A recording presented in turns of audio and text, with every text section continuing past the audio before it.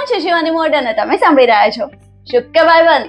તો કહેવામાં તો એવું છે ને કે અત્યારે law of attraction, positive thinking, affirmations, manifestations, આ બધાનું માર્કેટ આમ એકદમ ગરમ છે, એકદમ હાઈ છે. અને જેટલા લોકો આનાથી પ્રભાવિત છે ને એટલા જ લોકો આનાથી દુઃખી પણ છે, પરેશાન થઈ ગયા છે કે યાર બધું અપ્લાય કરીને થાક્યા, કંઈ થઈ જ નથી રહ્યું. શું તમે પણ આ સ્કીમનો ભોગ બન્યા છો? શું તમે પણ રોજ સવારે આઈ am happy, I M healthy ના નારા લગાવીને કંટાળી ગયા છો, પણ હજી સુધી હેલ્થ અને હેપીનેસ તમારી આસપાસ પણ નથી ભટકતી?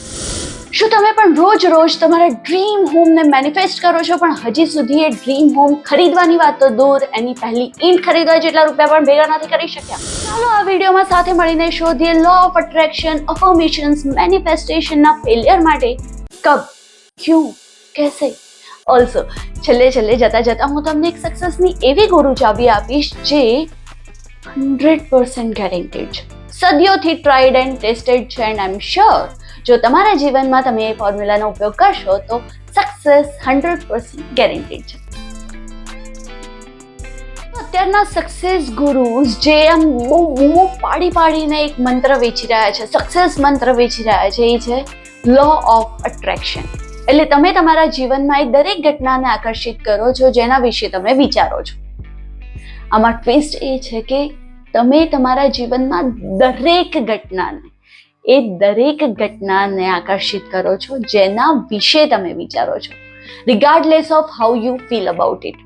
એટલે એવું કે જો તમે કોઈ ઘટના વિશે ખરાબ પણ વિચારતા હો ને તો પણ કારણ કે તમે એ ઘટના વિશે વિચારો છો એને તમે અટ્રેક્ટ કરો છો. સો ફોર એક્ઝામ્પલ, જો તમે એમ વિચારતા હો કે હું બીમાર ના પડવું જોઈએ તો તમે બીમારીને અટ્રેક્ટ કરો છો. જો તમે એવું વિચારતા હોય કે હું આ જગ્યાએ તો ફેલ ના જ થઈ શકું, ધીસ ઇઝ સો બિગ, તો તમે ફેલિયરને અટ્રેક્ટ કરો છો.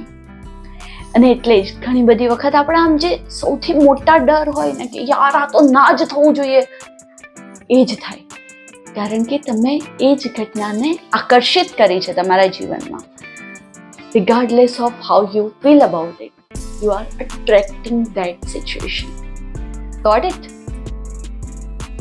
Law of attraction ના આ ટ્વિસ્ટને ઓવરકમ કરવા માટે સક્સેસ ગુરુઝ લઈ આવ્યા મેનિફેસ્ટેશન. મેનિફેસ્ટેશન એટલે એવું કે તમારે જે જોઈએ છે ને એની પર ફોકસ કરવાનું, નહીં કે જે નથી જોઈતું એની પર. એટલે જો તમારે બંગલો જોઈએ છે તો બંગલો પર ફોકસ કરવાનું, જો તમારે હેલ્ધી લાઈફ જોઈએ છે તો એના પર ફોકસ કરવાનું, જો તમારે હેપી ફેમિલી જોઈએ છે તો એના પર ફોકસ કરવાનું. અને હવે આવે છે લો ઓફ અટ્રેક્શનનો સેકન્ડ ટ્વિસ્ટ, એટલે બિલીફ. તમે જે મેનિફેસ્ટ કર્યું છે ને એમાં તમને આમ વિશ્વાસ હોવો જોઈએ, પૂરી શ્રદ્ધા હોવી જોઈએ કે એવું થશે જ. ઓકે, આના માટે હું તમને એક એક્ઝામ્પલ આપું. એક નાનકડી સ્ટોરી છે. એક દાદી હતા, એને એક વખત ભગવાનને પ્રસન્ન થઈને એવું કહ્યું કે તમે જે કંઈ પણ માંગશો અથવા તમે જે કંઈ પણ ઈચ્છા કરશો એવું થશે જ, શરત ખાલી એટલી છે કે તમારે એવું માનવાનું છે, પૂરેપૂરી શ્રદ્ધા રાખવાની છે કે એવું થશે જ. દાદીને ચેક કરવું હતું કે આવું તો કેવી રીતે થાય. એટલે એ રાત્રે સૂતી વખતે એમણે એવું કહ્યું કે મારા ઘરની પાછળ જે મોટો પહાડ છે એ હટી જવો જોઈએ. ઓર્ડર આપી દીધો એમણે યુનિવર્સને કે મારા ઘરની પાછળ જે પહાડ છે એ હટી જવો જોઈએ. બીજા દિવસે સવારે ઉઠ્યા અને બહાર જઈને જોયું કે પહાડ હટ્યો છે કે નહીં. એન્ડ ગેસ વોટ, પહાડ ત્યાં ને ત્યાં જ હતો. અને એ જોઈને દાદી શું કહ્યું ખબર છે? મને ખબર જ હતી આ પહાડ આમ થોડા હટતા હોય. એક્ઝેક્ટલી આપણી સાથે પણ છે ને આવું જ થાય કે આપણે એવું બધું વિચારી લઈએ ખરી કે મેનિફેસ્ટ કરીશું એટલે મળી જશે, આમ તેમ બધું જ. પણ આપણે જ્યારે મેનિફેસ્ટ કરતા હોય ને ત્યારે આપણને પૂરી શ્રદ્ધા ના હોય કે જે આપણે મેનિફેસ્ટ કરી રહ્યા છે એ આપણને મળી જ જશે, એ સાચું છે.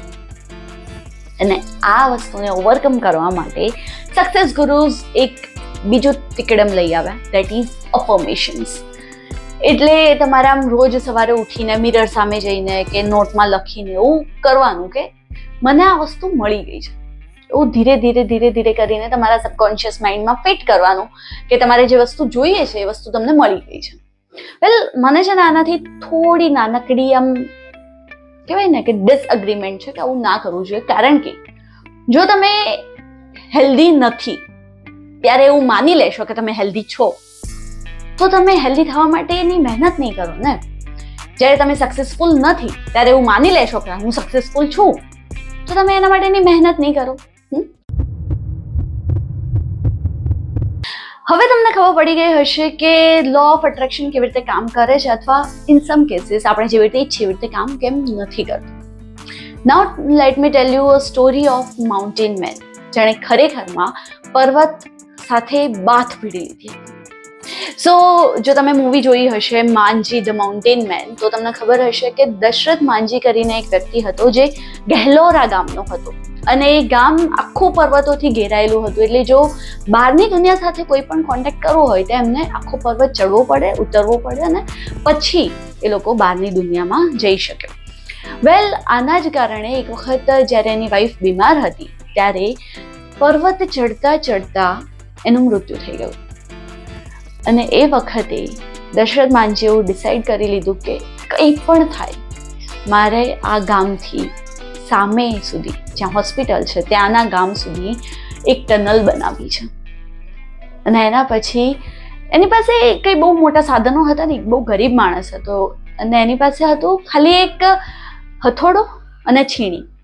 હથોડા અને છીણીથી પર્વતની અંદર ટનલ બનાવી. It's just impossible task, right?